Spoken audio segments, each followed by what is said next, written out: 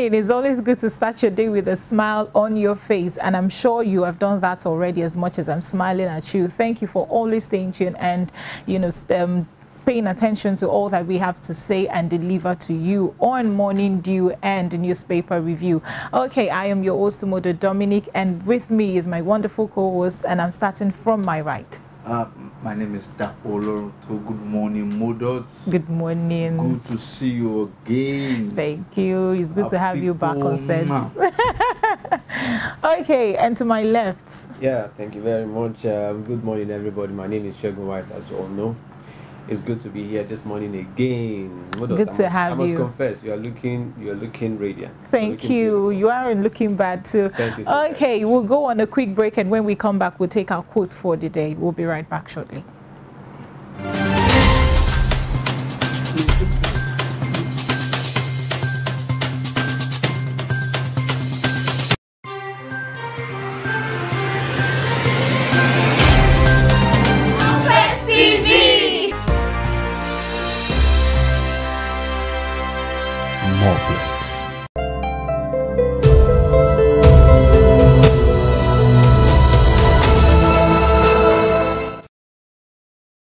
Okay, thank you. Welcome back from that break.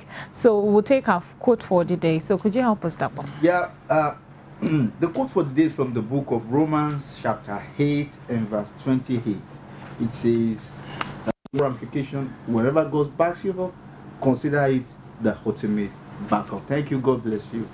All right, thank you for that quote. So quickly, we'll take a look at what we have on the newspaper review. We're starting first with the Punch newspaper, and the first story says Navy arrests 10 oil thieves with over 100 jerry can. Men of the Nigerian Navy has arrested 10 suspected pipeline vandals while attempting to steal crude from the sea in Lagos. The suspects were arrested in the early hours of Sunday at the Single Point Mooring Buoy, a Nigerian National Petroleum Corporation limited facility where tankers unload products which are eventually transferred into tanks for distribution. Okay, they were arrested in 3 speedboats with over 100 pieces of 50 liters jerry can with hoses connected to drain the product from the vessel. Okay, so that's the first story that we have. So I'll start with you, Dapo. So what's your take on these vandals that is happening? Well, again?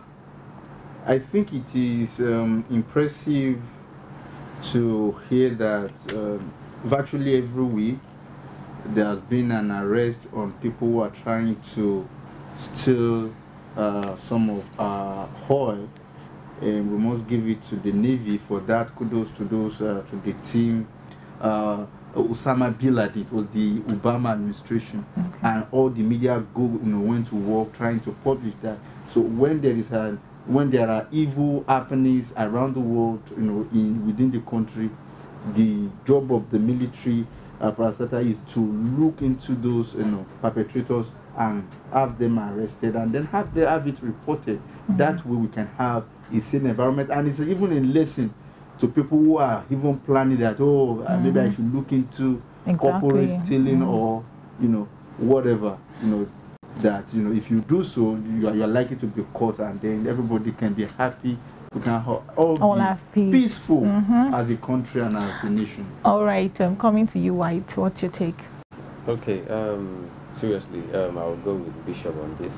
It's a very good development.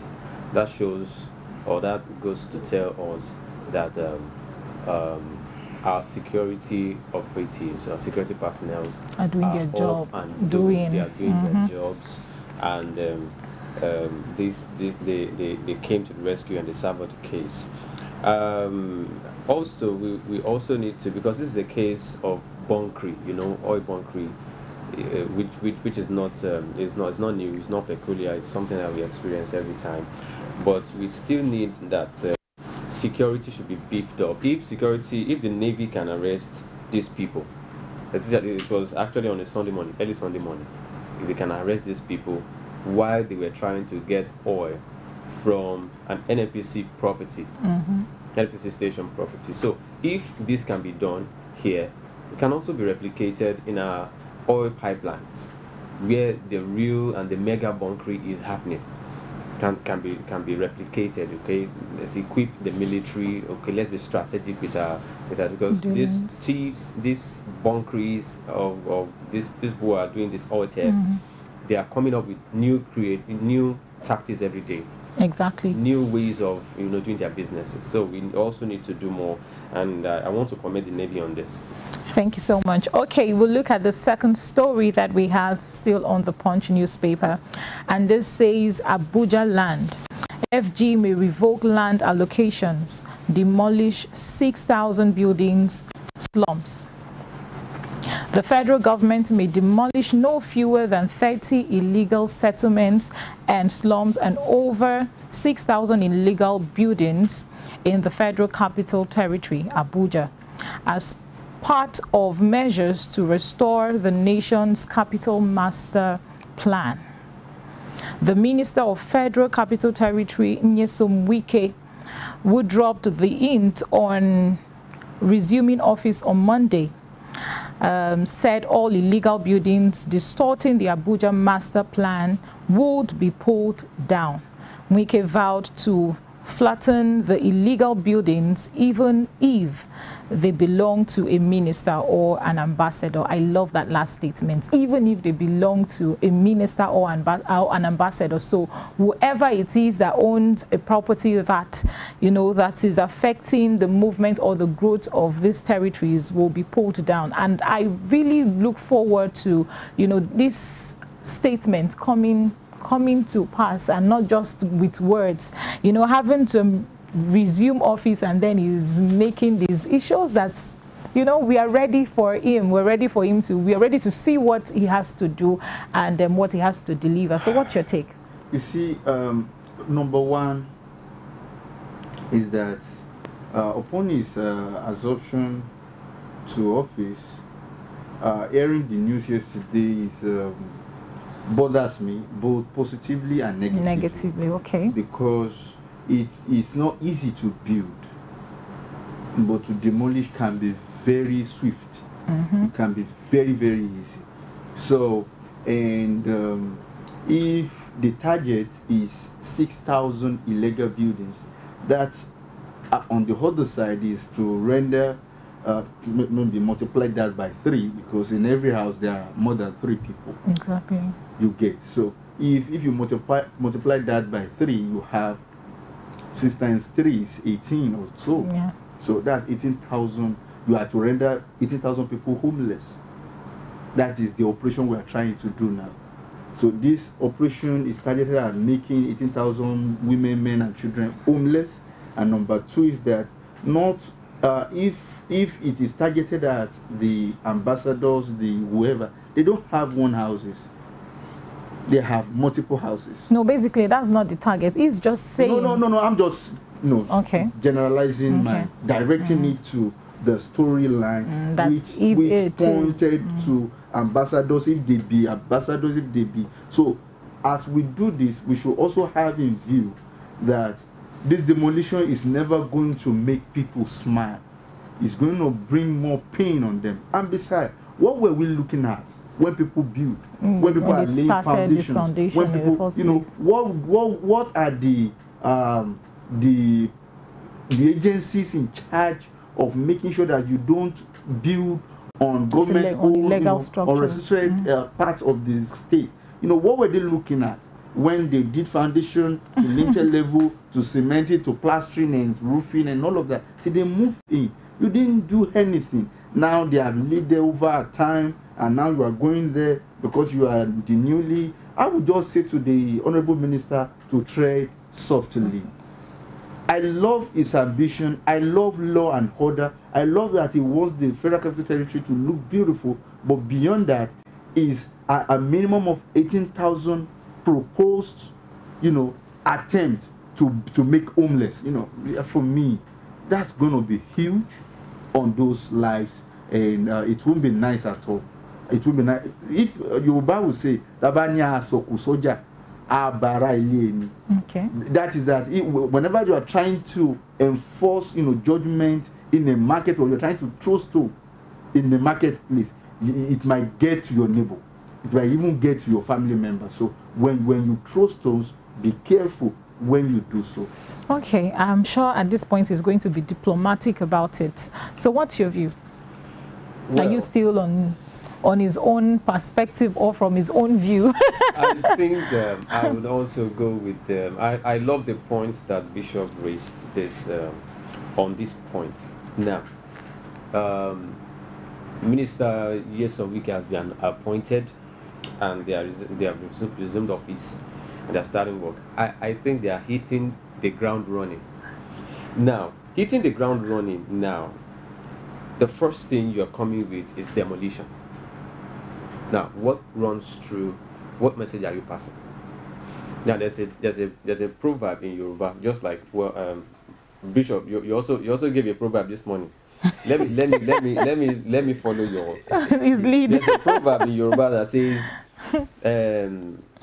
"Sunday the Ramada, Saturday la Matimo." That means a good Sunday will be detected on Saturday. Now, if your time as a minister of the Federal Republic of Nigeria would be, or will bring succor, comfort to the people, we will know from your first step. Now, this is the first step of Nyesom Wike as a minister, and you are demolishing buildings, demolishing houses. Just like Bishop said, this demolition might not really, yes, it might bring about some good things, yes, some good things, not really particular, but the disadvantage would be, or might be, or can be more than the advantage. Okay. If you're demolition, fine. These people have been living in these places, not just, you are not going to places where the high and mighties are. Your major your major is the slums. Yeah, the slums. The masses. The those poor, who can't afford a livelihood. So if what you're doing is your operations are causing more pain than comfort, then what is the point? I think minister needs to tread softly on this. See. Before you take another story, the Ministry of Land and Housing, I doubt can in 1 year give 6,000 buildings to any citizen, be it a minister, they can't give any, they cannot contribute 6,000 buildings to any part of the country in 1 year. And you are aimed at, bringing down 6,000 homes. Is that a plus or minus? Please, Mr. Nyesom Wike, we love that you want to work, take but action. Start with something else, not inflating the pains. You know what it takes to build one house? Yeah. So if you are bringing down 6,000, I'm sensing a cat in the bag, oh my, or a rat in the bag. Like some of my friends will say, I smell barbecue. Okay. Now the barbecue I'm smelling here is that from the statement that the demolition would be done irrespective of whatsoever it is, be you a minister or an ambassador. So is it not tilting to a point where like you have someone in mind? That's why you're taking these steps. Let's just hope that's not the case, and we expect him to be diplomatic about this, and let the poor breathe, Mr. Nyesom Wike. Okay, so we'll take a look at the next story that we have before we go on a break. So this says Atiku extends battle against Tinubu presidency. Hopes in U.S. suit. While awaiting the judgment of the Presidential Elections Petition Court, the People's Democratic Party presidential candidate in the 2023 election, Atiku Abubakar, takes his battle against President Bola Tinubu's victory to the United States Court. Dirisu Yakubu writes on the view of lawyers and other Nigerians on the case. Okay, so this is another story. I really do not want to go further. Okay, but reading through the story, Okay, let me read through so we at least will have an idea of what we're talking about. Okay, perhaps the 2023 presidential election outcome will go down in history as one of the most nearly contested in Nigeria. A poll held on February 25 saw the Independent National Electoral Commission declare Bola Tinubu the winner of the election after polling a total of 8 million. Wow, that was quite a huge sum of numbers. So, but looking at this figure, 8,794,726 votes. So what exactly, and why is Atiku still pushing further on this case? What exactly is he driving at? This man is already president. He's already our president. We have accepted our faith as him being our president. So what is your view on this? What's your take? Well, yeah, this is a very simple and it's logical that when an election is held, so there will be grievances, people have the right to lodge complaint at appropriate quarters. Exactly. One of such quarters is the court.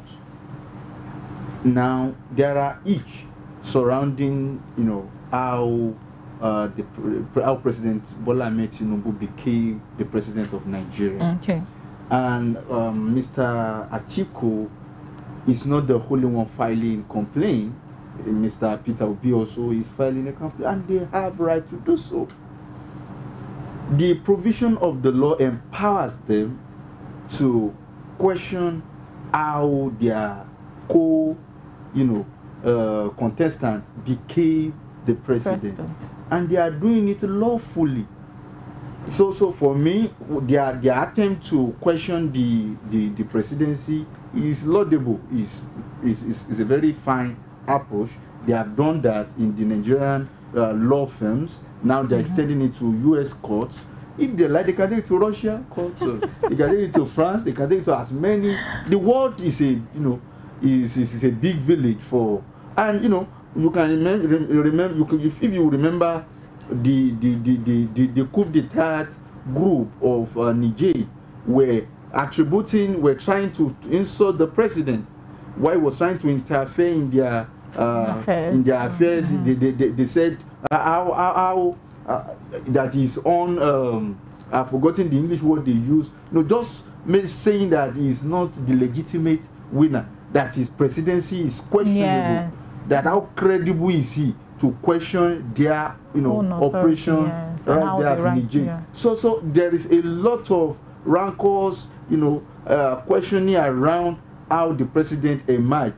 However, if Atiku Abubakar has extended his suit down to the US, fine, we have more to watch out for as the day approaches. Okay, so back to you, White. Okay, I'll start with a question, and that question is this: is Tinubu's victory, President Tinubu victory, is it questionable or not questionable? Because if all indications are pointing towards this election is not, in fact, from the election process or the exercise, there are questions being raised, a lot of controversy, a lot of unanswered questions. Now, down to Atiku Abubakar trying to sue or double, is firing up on the suit. Although the case is still in court, and then we are waiting for the judgment of the court on the 2023 election. But seriously, if a lot of I don't know how to put this. There's a lot of unanswered questions around this election and the presidency. I mean, well, let's just cross our fingers. I think that's where I'm going to draw the curtain. Let's cross our fingers. Wait for the judgment of the tribunal. You know, like Engineer Ola would always say, you know, I don't like meddling with anything that has to do with political affairs. I don't like talking about it, because at the end of the day, what would be, and what would be said would be said. So on this note, we'll go on a break, and when we come back, we'll look at the stories that we have on Vanguard newspaper. Stay tuned and go nowhere. We'll be right back.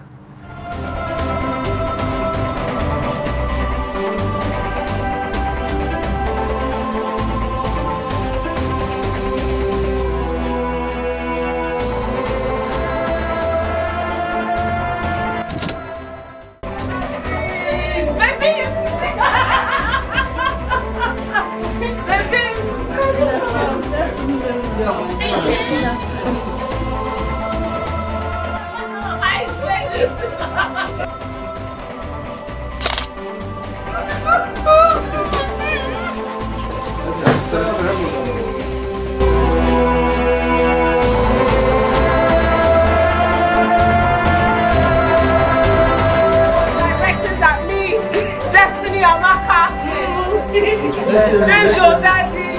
Oh, what's this?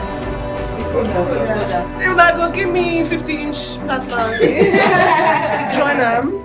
Oh, that's so sweet. Thank you guys, and a towel. So thank you. Okay, just in good, you know, it's like we pride ourselves in bringing you flexible subscriptions with all-round entertainment. And what's even better is new subscribers get the first month for free! More flex, baby! Viva la vida! More flex! More flex.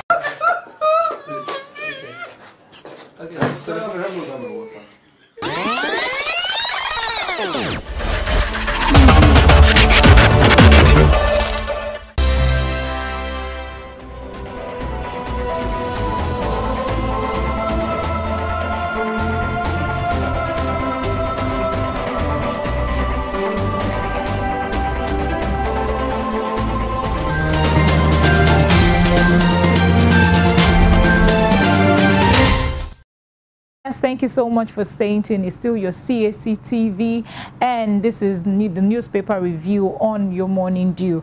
Okay, so like I always say, you can feel free to always drop your comments and contributions on our YouTube handle at Cactv. We'll be glad and delighted to hear from you. So someone said a comment on YouTube, so could you read that? We have a comment on Facebook, on our Facebook page. People, this is Otitologbon Oluwafemi, you know, saying that even the German court is also, you know, saying something about this election tribunal. Okay, so that's it. Like seriously, so if our case, our presidential election cases, is in the court, in the U.S. court, we have our president-elect or president-select, as some people will say. His case is in the U.S. You know, drug law case, I mean, allegedly, let's say for now, okay, is there. Okay, so what is the credibility? If cases are, if our politicians have questionable profiles, cases in court, so what's the credibility? I think, well, especially with someone who is currently leading our nation. Who is leading our nation? Mm-hmm. Well, okay, like, as Christians, we are Christians. We're supposed to hit the nail on the head. Let's be truthful. When we see white, let's call it white. See black, let's call it black. Like your name implies white. Like Bishop is black. I'm black, and is wearing black. Okay, okay, let's look at the next story that we have, and we're taking this story from Vanguard newspaper. Okay, Tinubu to ministers serve Nigeria, not region or state. Okay, we'll come to that story. Let's look at the next story that we have, and this says gunmen abduct 8 NYSC members while going to camp in Sokoto. Gunmen suspected to be bandits have adopted 8 members of the National Youth Service corpse, NYSC, along a highway in Zamfara State. The victims were kidnapped on Saturday while traveling inside a KTC bus from Uyo, Akwa Ibom State, to Sokoto State and Roth, Zamfara State to take part in the mandatory national service when their vehicle was intercepted along a highway in Zamfara. A source in the transport company disclosed this yesterday.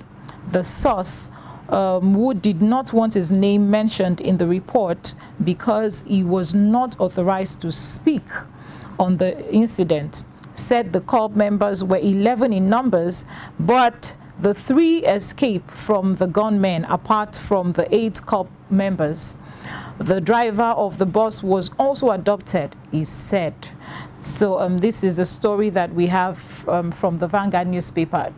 Honestly, it's sad that we are having cases like this. And yesterday we also had a case of steel bandits and all of this, you know, insecurity. So what exactly is going on? As much as we are having, you know, news of how our Navy are also, you know, trying their best to make sure that they secure some certain things. Why? What exactly? It's and country is becoming so unsafe. And this is also at Sokoto. Yesterday was still Sokoto. You know, the story that we had read. I don't know what is maybe something is peculiar about the northern part of this country. I don't know what exactly. I think the northern part of this country needs prayers. We need to put them in our prayers. I'm urging on all the religious institutions of the country to please be in prayer. Anytime you're meeting in your churches, please let's put them in prayers. Every state, this is Nigeria, this is our country. We have because it won't just affect them, but it will affect everyone. Now, these people we're talking about, this 8 persons who were adopted, we can't tell, you know, they are corps members, and trust me, they are from different tribes. So it is not about whether this person is from Sokoto or this person is from Akwa Ibom or this person is an Igbo person. We would all at some point be affected. So it's important that we pray, you know, really pay attention to this because it's alarming. Dapa, what's your take? Well, I think it is a very absurd one to mention. Reading the storyline, it's really hard. My heart, you know, any parent, any good citizen will bleed in his or her heart to see this kind of a story coming out, because we are failed. Let me put it that way, because we don't value life. And you know, in the north in particular, like he mentioned, I think we have the security ministry of that part of the country. They need to double up. As really, you know, let down the people. As it is now, people can't travel by road going through the north because of, you know, scenario like this. Now imagine 8 underground. What for? They are on their way to serve the country, and this is not as if the country will be able to rescue them. So I don't know what our priorities are. Is it to lose people on daily basis? Is it that we see our people suffer on daily? I don't know how much we prioritize the security part of this country. I don't know why it still kept making news that people are abducted on daily basis. Why? When are we going to stop hearing this? And I think it's not an operation of go after abductor. It is that fishing out whoever is hiding in which or any of the forests, in any of the hideouts in the country, and making these perpetrators pay. Don't let them abduct anybody before. You don't lock your door because a thief is coming. You lock your door to secure your house. I think that's what we are missing. Exactly. Nigeria is not locking its door. Everywhere is just open for people to perpetrate evil. People can just do anyhow. Anybody can adopt anybody and go scot-free. And the next thing you read it in the news, and nobody is going to be brought. And we end up not hearing of this. The worst part of it is that they will say they give them amnesty at the end of the day. And if you thought they will say it's hate speech, I don't know how you generalize that. that for criticism you call it hate speech, and somebody that killed another person, you give that person amnesty. It is insane. Now the question we need to ask now is it a crime? Is it a crime to go to school? Because it's just like when you're asking your children to go to school. Okay, just okay, you guys go to school in the morning, and you're not sure whether those who are going to school will come back. There is no security. There's no assurance that if you go out in the morning, you are coming back. You are always fearful. We are living under pressure. We are under duress. I mean, the security of this country must come number one from now.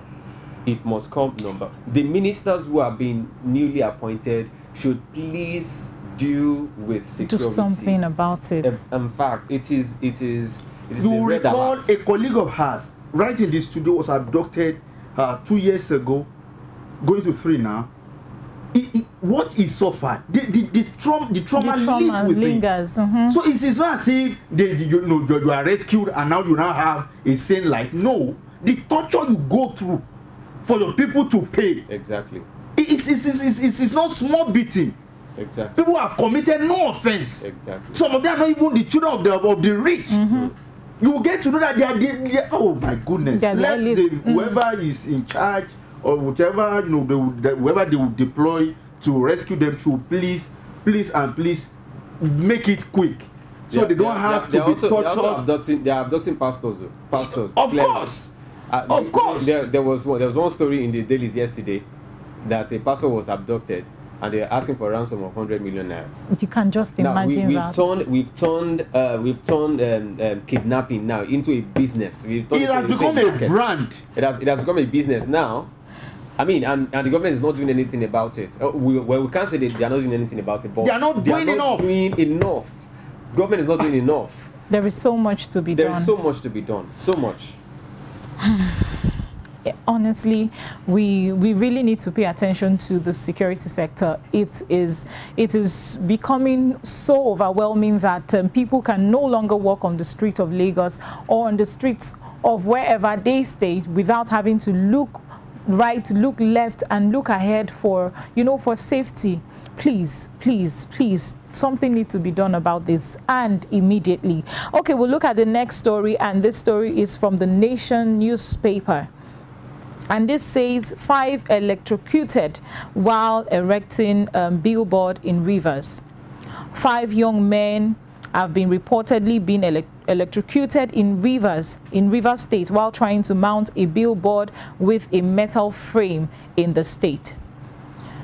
It was learned that 4 others were battling for survival at the University of Port Harcourt Teaching Hospital, Louth.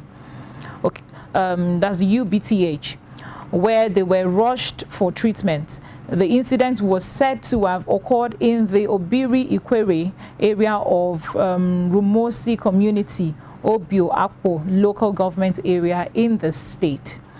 It was also learnt that a team of 9 men was mounting the billboard structure with a metal frame that conducted electric current from a high tension cable. The victims were said to be private businessmen contracted to mount the billboard for a church. It's so sad that this is happening. This is part of the things that we are talking about. You see, what is worth doing is worth doing well. If there is no structure, if there is an organization, is an institution without a structure, it's going to collapse. It's not even at the verge of collapsing. It's going to collapse.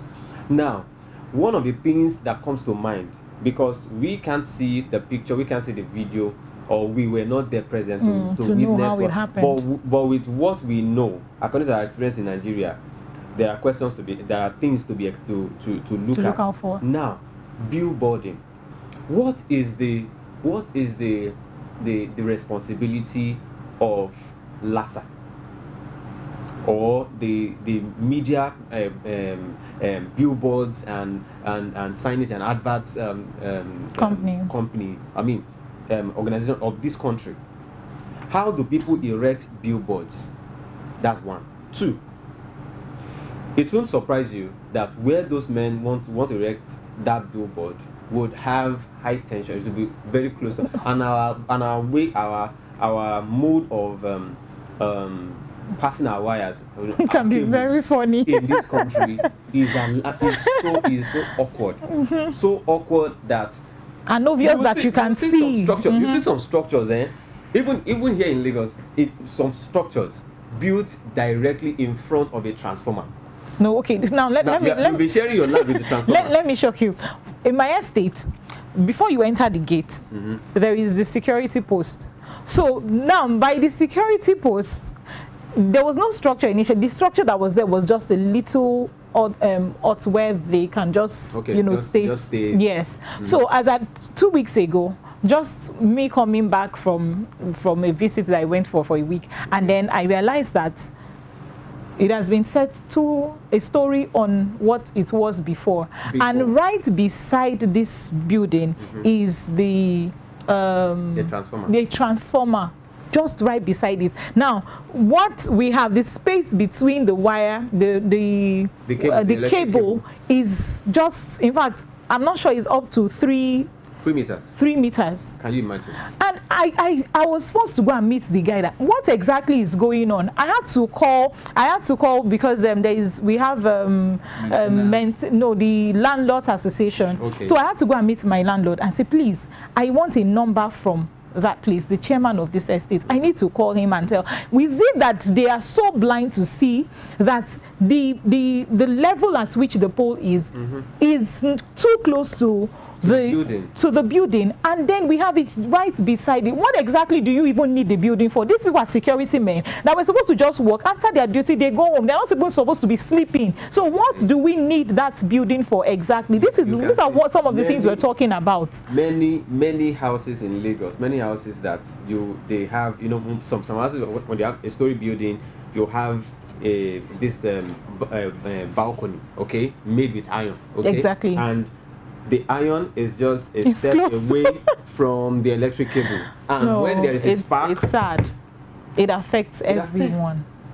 It affects everyone. That's the audio of these people. Now, these people have gone out for their daily job. They are looking for their daily bread, and then they met death. And I'm sure they would have said, let it go high, take it up so that the people can really see it, take it up there.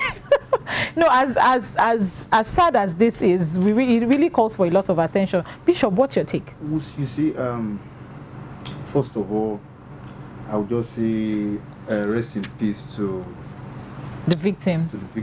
And then to those who are still in hospital, we wish them quick recovery. Speed recovery. We pray that the families, God will give them the fortitude to bear the loss, and to condemn this is, it can't be overrated. It's really condemnable. It's a very unprotected accident.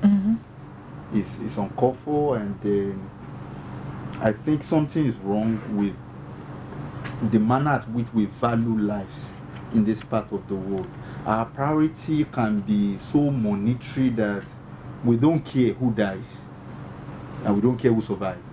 So provided it doesn't affect certain class of men, they try to look away. So this is what is leading to events like this, because how many A-list children climb poles and claiming to be doing wiring job or trying to do electrician or something. It's the poor of the poor that does all these menial jobs. In fact, the person that got the contract is probably in his own office, while the laborers go to the one doing to die. So it's unfortunate that they had to lose their life. We just hope that the River State government will look into it and do the amendments and then make sure it doesn't repeat itself. That's all I can say.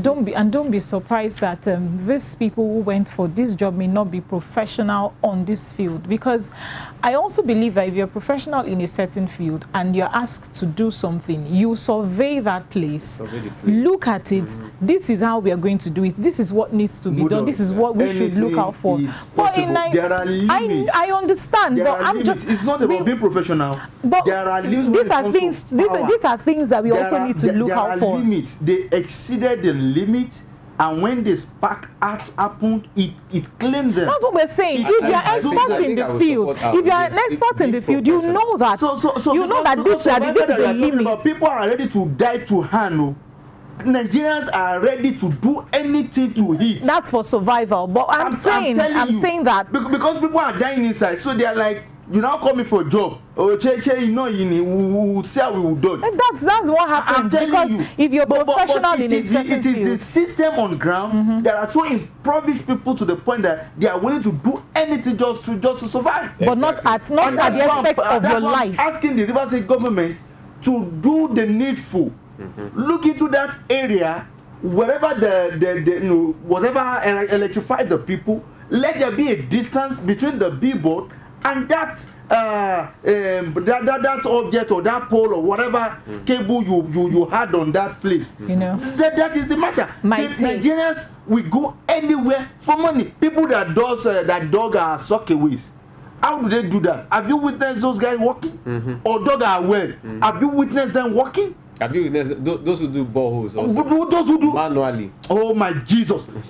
Modern, you have to go to field and see how much people labor to hand before you say. So it is the government that will now create an environment, an enabling environment that curb the illiteracy of men to be a victim of a system that is failing or that is not well functioning. My take still is, we've already found ourselves in a country where, in a nation where we don't have a structure. You know, where there is structure, you know, things are still not going as being structured. Now, you know, see, it's important that we value our lives. Yes, as much as we are looking for ends meet, do not at any point say, okay, because I want to do that, and somebody is telling you, you know that this is a limit you shouldn't exceed, and then you're exceeding it because you want to make a living. Now that they are past, how then do they survive? See, when you have life, there is hope. Let's not forget that. Yes.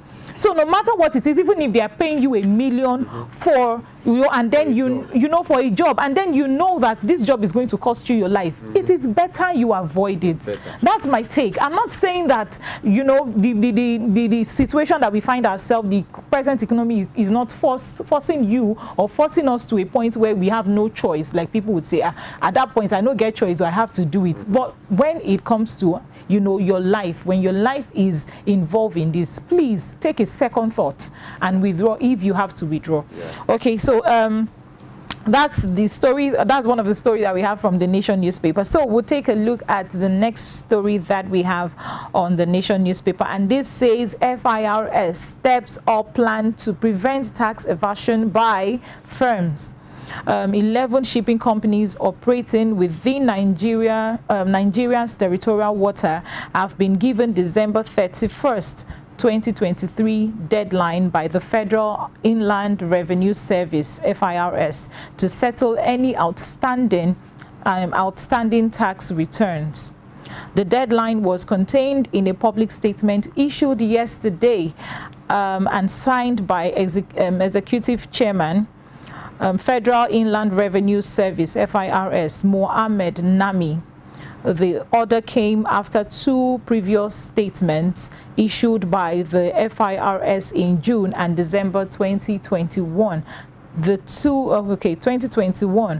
two earlier directives outline the basis of taxation for international shipping lines and urge them to sort out their tax responsibilities within 3 months. Okay, so this is basically for those who are still owing tax. You are paying tax, and then we're paying tax every day. I'm also paying tax, but I don't know what exactly. I still can assess some certain things, but that's not the case here. So what's your view on this? Well, I'm not surprised to see this happening because the custodian of this is President Bola Ahmed Tinubu. Okay. And he did the same when he came into power in Lagos as a governor. In fact, that was what his campaign anchored on. That he moved Lagos economy from 600 million GDP monthly to realizing 8 billion naira monthly. You know, that's what has expanded the economy of Lagos that we have. In fact, that was the legacy that built the Lagos of today. He is an expert in tax generation and revenue. What have you? Well, it's a good one. Everyone at the time was paying taxes, old, young, or pastor. Nobody could dodge. You can't hide anything. In fact, Lagos is, I think they have the best hand in taxation. Exactly. So I think they are trying to implement same, at the federal level, and that's why it's probably telling the FRS management that sit up. I need a turnaround in this regard. This aspect. We need to make sure nobody, is on the fence. Nobody is dodging his or her bills. Everybody must pay tax. And funny enough, that's all the England does to have what they have as a country. There is a tax paying. They are a tax paying nation. But although they make the facility on which they have the people to, the tax on, but we on the other side, we want more taxes, but we're doing more. But I do encourage that people pay tax, and I would also appeal to the government that they make use of those taxes that have been paid effectively, in empowering the people, making sure we have a sane and beautiful environment and good life to live. Thank you. Okay, so let's take the last story before we go on a break. So this says residents sensitized to malaria control. Pest Control Association of Nigeria, PECAN, has sensitized residents of Federal Capital Territory, FCT, to new ways of preventing breeding of mosquitoes. The association urged federal government to give attention to environmental management and pollution to control breeding of mosquitoes. Speaking at a roadwalk, National President Olakunle Williams said August 20 is set aside to mark World Mosquito Day. August 20 is set aside for World Mosquito Day. Just yesterday, yes, I was discussing with, I think, one of our directors that I think the awareness malaria gets in this part of the world is so low because malaria has killed more people than lion, than jaguar, than all the wild beasts. Malaria has killed more people than thieves, than robbers, than even these people at the prison that execute. Malaria has killed too many people, and it gets low awareness. I don't know why, but if the pest control have come out to create awareness, to sensitize the people and the government to look into it, it's a good one. We need more of this. We need more organizations to come out and speak about it. That way we can, because everywhere you just notice something is biting, and those mosquitoes are in great. Now, even if you wear jeans, the island, the ones at Jakonde, they beat me one time. I was in the suit with stockings and all dressed up, and they still penetrated. No, that's too far. You're going to the island. Come down to the mainland. You know that there are mosquitoes. No, they are great. They are great of mosquitoes. The ones on the island are bigger. The mainland ones are the low. They are learning. They are apprentice. When the ones on the island bite, when they get hold of you, you might even apply plaster on that spot where they bite. It's to tell you the rate at which they harm. So let's have more people too. All right, thank you so much for staying tuned. Quickly, we'll go on a break, and when we come back, we'll take what we have, the stories that we have in the world of sports. So stay tuned and go nowhere. We'll be right back shortly. Cactv!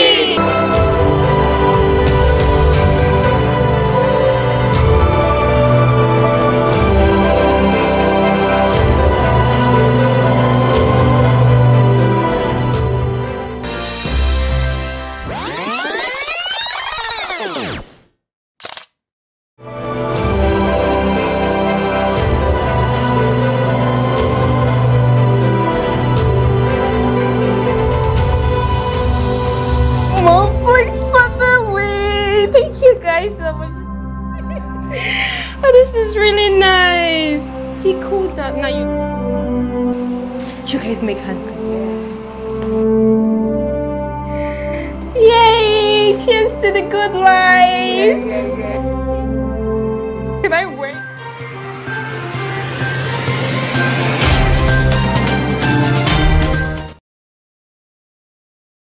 Welcome back from that quick break. So we'll take a look at what we have, the story of that we have in the world of sports, and White is going to take us on that. Okay, in the world of sports, EPL in the EPL this morning, I beg your pardon. Manchester City suffered another major injury blow. Manchester City have suffered another major injury blow after manager Pep Guardiola confirmed that defender John Stones will not be available to play for the Premier League champions until the September international break. This is coming less than a few days after playmaker Kevin De Bruyne sustained a recurring hamstring injury that will keep him out of action for the next few months. Recall that Stones missed Man City last 3 games due to a hip injury, and Guardiola has confirmed that England international will be absent for his side upcoming Premier League matches against Sheffield United and Fulham respectively. Stones is also expected to miss England's Euro 2024 qualifier against Ukraine in Wrocław, Poland, and a friendly against Scotland at Hampden Park. According to Guardiola, John will be ready after the international break. That is a quote from Guardiola, and that's after the interview where Man City won their game against Newcastle by 1-0 over the weekend. And also in the world of sport, my presence a distraction. That is coming from Greenwood. For all Manchester United fans all over the world, you know that Greenwood is being shown the exit, or is about to exit the Red Devils club. Manchester United forward Mason Greenwood has reacted to the club's decision to sell him.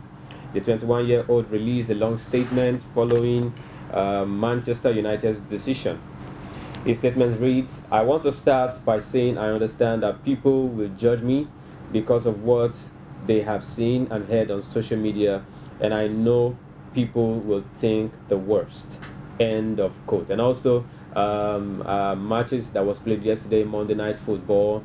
Congratulations to all Arsenal fans all over the world. They won their match by a lone goal penalty taken by Martin Odegaard, after which they nearly had a victory because they were 10 man, they were a man down. Tomiyasu having a red card in that match, and it was a very, very tough one. But at the end, Arsenal came third in the EPL table right now, behind Man City and Brighton. That's the sports. So, and today I rejoice with them. You know, yesterday we were talking about Chelsea and how they lost and then they were sad. So today we are congratulating the fans of yes, of the Arsenal. Of Arsenal, and you know. Arsenal fan. So today we are congratulating them for, you know, doing well. So let's also rejoice with them. Bishop, which club do you belong to? Well, unfortunately, I don't have any club like that I support because I hardly watch football. Anyways, I try to watch myself. But you must have a favorite.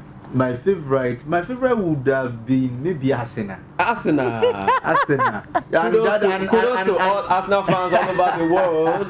We are taking territory. In fact, this season is our season. Yes, I say it on CACTV. In fact, we are going to go to the mountain.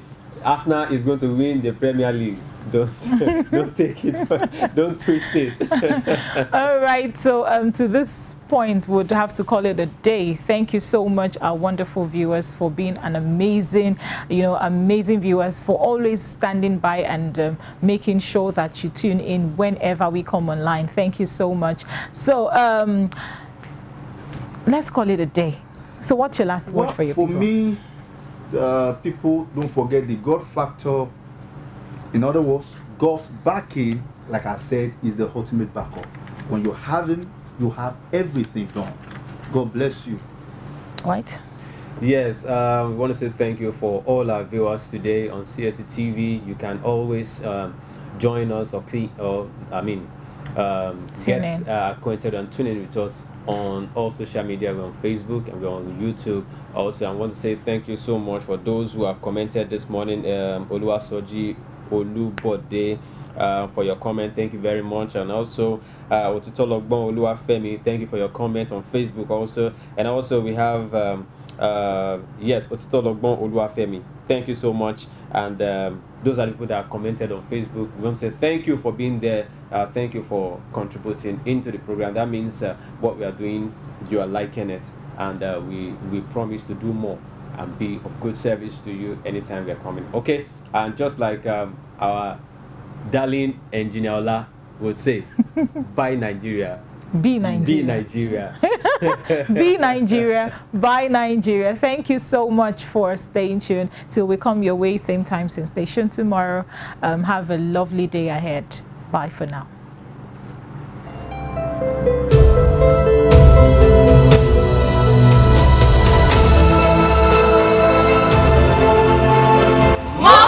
TV.